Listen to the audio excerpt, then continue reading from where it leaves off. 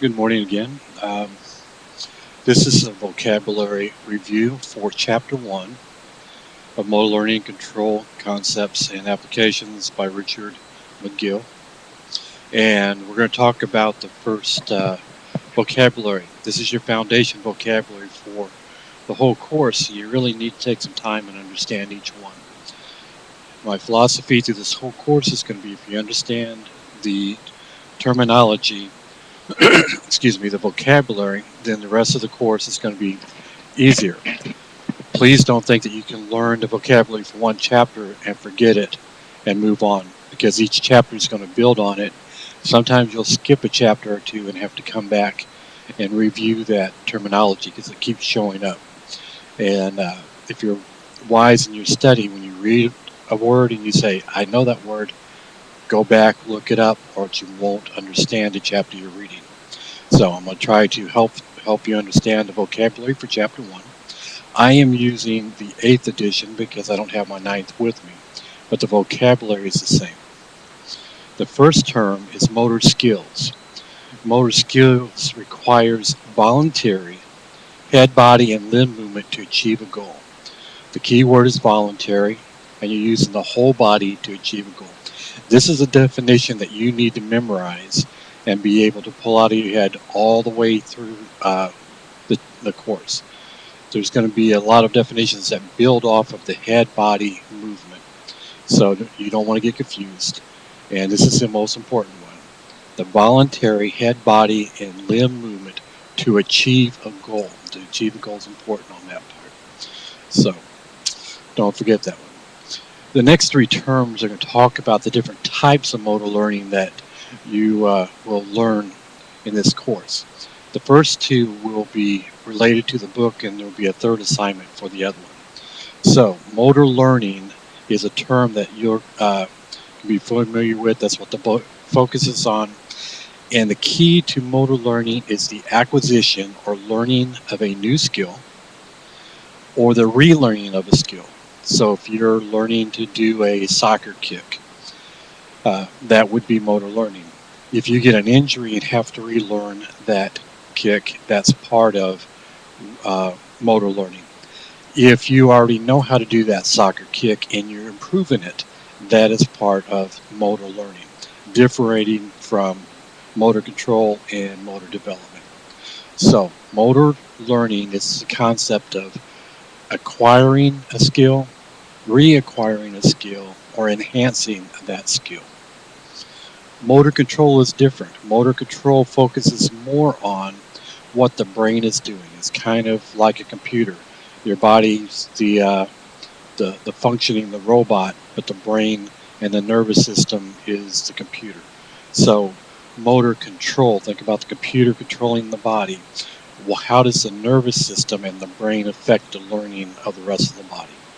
So one division of this course is motor learning, learning a skill, relearning a skill, or enhancing that skill. The other is motor control, and that is how the brain learns and the nervous system learns, then controlling the whole body. Motor development is the next term. Motor development is focused on how the body learns from the moment you're born to the time you die. It's how when a baby's born, its first breath, when does it want to raise its head, when will that child roll over, when does it take its first step, at what time does the body start changing from being a child to an adult, and the distinction of male or female maleness really kicks in the testosterone or estrogen. What happens after the age of 40, 50, 60. So motor development is what the body does from the time you're born to the time that you no longer live. Okay. Skill is something you're able to do. It's an indication of the quality of performance. So skill of throwing a ball, skill of kicking a ball, jumping over a rope, all those are individual skills. It's an indication of quality of performance. The next term is action. Anytime you think of action, think motor skill. It's the exact same definition. Voluntary head, body, limb movement to achieve a goal. Now, movement is one section of a skill. A skill is kicking a ball. So you need to plant your foot, get the other foot moving, get the right angle of the foot, kick, follow through. All of that's part of the skill. A movement may be one section of that, planting the foot. Another movement would be angling the hips. The other movement in that skill would be the follow through. So the skill is the whole movement, um, the whole process of a skill, and the movement is one section of a skill. Gross motor skill, that is any skill that requires the use of big, large muscles. If you're going to jump over a chair, you use big muscles. If you're jumping, jogging, weightlifting, anything that uses big muscle movement. Fine motor skill is using the little bitty muscles, blinking, writing, speaking, um, the things that take quality and high control. Those are fine motor skills. Okay, the next three terms go together: discrete, continuous, and serial. Discrete is a movement that has a definite ending and beginning, and it's usually one little component. If I walk over and hit the light switch, that is a discrete movement. Distinct beginning, distinct end, not a lot going on in between. Pushing the letter A on the keyboard is a discrete skill. It's one movement that has a definite beginning and end without a lot of interruption in between. Continuous motor skill would be putting a lot of discrete skills together. If I stood there and switched the light switch off and on to the rhythm of the music, that would be continuous. If I type a word on the keyboard, that would be putting a bunch of discrete movements together, so that's continuous skill.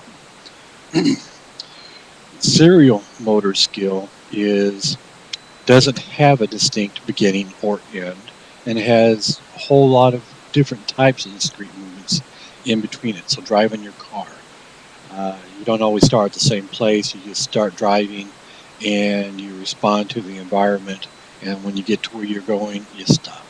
So serial control is a series of discrete skills without a definite beginning or ending spot.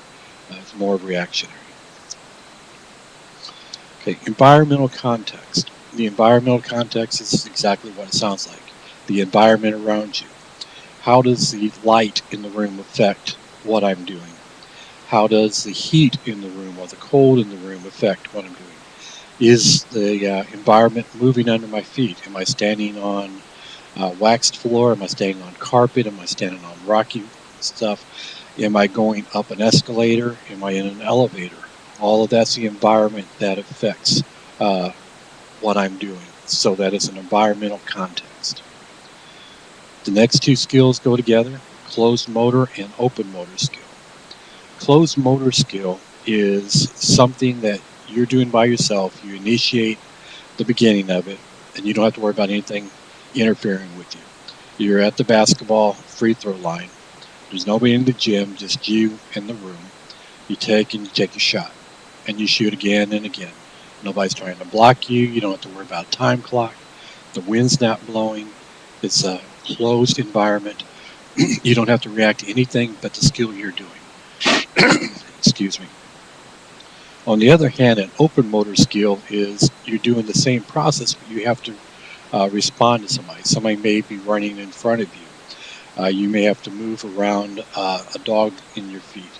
If you walk into the hallway and all the classes let out at one time, that would be an open motor skill. You have to weave through all the people to get to where you're going. So the environment's changing around you. You have to respond to it. So closed motor skill is closed. Nothing's causing you to change. You're not responding to anything else but what you're doing. Open is anything can happen, and you have to respond to that environment to complete your skill. Okay. Taxonomy, that's just a collection of a bunch of skills that you do. Like on page 12, you've learned that chart. And it helps organize a bunch of skills together and therefore you can classify them. Regulatory conditions, they act a lot like your environment, but where the environment might not affect so much around you, a regulatory does. If the floor starts moving, if a chair starts to slide out from underneath you, it's going to regulate what you have to do to respond to get that skill done. Inter-trial variability. Some of my students have called this intertribal variability. No, there's no tribes involved. This is an inter-trial. The trial is you attempt something. That's a trial. Inter-trial means between trials. If I do 10 trials, what happens in relationship to each of those? If there is inter-trial variability, then every time I do the trial, something's different. If I have to walk a path in a classroom, every time I walk into that classroom, if the furniture is rearranged, that is inter-trial variability. Things change. If the light changes, if there's water on the floor as opposed to sand, that's an inter-trial variability. If you have an inter-trial invariability, it means every time you go into a trial, it's the same thing. Things do not change. The chairs are in the same place, the texture of the floor is the same, the light's always the same. There's no changing between the trials. Okay, I hope that gives you some information about the terminology.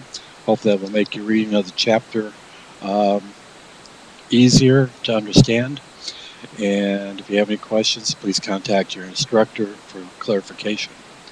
Enjoy the course, good luck, and have a good day.